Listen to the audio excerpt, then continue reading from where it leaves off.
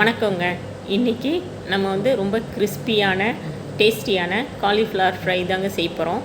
இதில் என்ன ஸ்பெஷல்னு கேட்குறீங்களா? இது நல்ல கிறிஸ்பியாக மொறுன்னு இருக்குங்க. 1 ஹவர் ஆனால் கூட அப்படியே இருக்கும். ஈவினிங் ஸ்நாக்ஸுக்கு சாப்பிட்றதுக்கு ரொம்பவே நல்லாயிருக்கும்.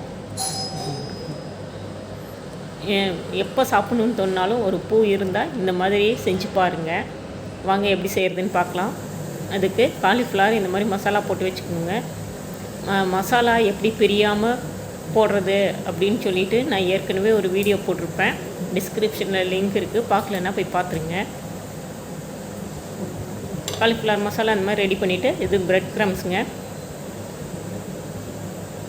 இப்படி ஒவ்வொன்றா போட்டு நம்ம பிரெட் க்ரம்ஸில் புரட்டி எடுக்கலாம். உங்களுக்கு தேவைப்பட்டால் அதில் சால்ட் அண்ட் பெப்பர் ஆட் பண்ணிக்கோங்க. பூ நல்லா கொஞ்சம் பெருசாக கட் பண்ணி மசாலா போட்டுக்கோங்க. அப்போ தான் பொரிச்சு எடுக்க நல்லாயிருக்கும்.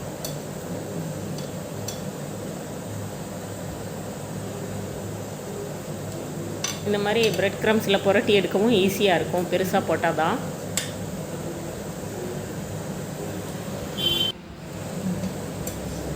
தேவையான அளவு நம்ம டிப் பண்ணிவிட்டு, இப்போ பாருங்கள் எண்ணெய் காஞ்சிட்ருக்குது. எண்ணெய் நல்லா காஞ்சிருக்குதுங்க. அதில் நம்ம இதில் ஒவ்வொன்றா எடுத்து போடலாம். எண்ணெய் நல்லா ஹை ஃப்ளேமில் வச்சு ஃபஸ்ட்டு போடணும். போட்டதுக்கப்புறமா மீடியம் ஃப்ளேமில் வச்சுக்கலாம்.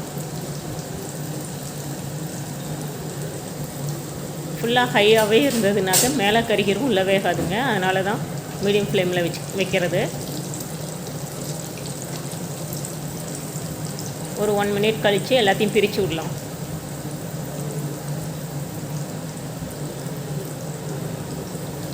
ஒரு டீயோடவோ காஃபியோடவோ சாப்பிட்றதுக்கு ரொம்பவே நல்லா இருக்குங்க. சும்மாவும் சாப்பிட்லாம்.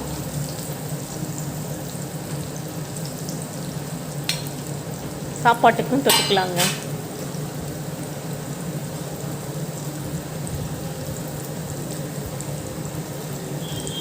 எல்லா பக்கமும் நல்லா பொன்னிறம் ஆகிற வரைக்கும் வேகணுங்க.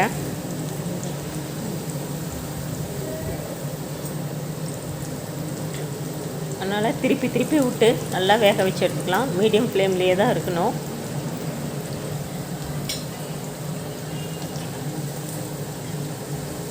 இப்போ பார்த்திங்கன்னா நல்லா ரெடி ஆகிடுச்சு. இப்போ வெளியே எடுத்துடலாம். இந்த வீடியோ உங்களுக்கு பிடிச்சிருந்ததுன்னா லைக் பண்ணுங்கள், ஷேர் பண்ணுங்கள், சப்ஸ்கிரைப் பண்ணுங்கள். நீங்களும் இதே மாதிரி செஞ்சு பாருங்கள். எப்படி வந்ததுன்னு சொல்லுங்கள். வெங்காயம் அந்த மாதிரி கட் பண்ணி நீங்கள் டெக்கரேட் பண்ணிக்கலாம். தேங்க்யூ.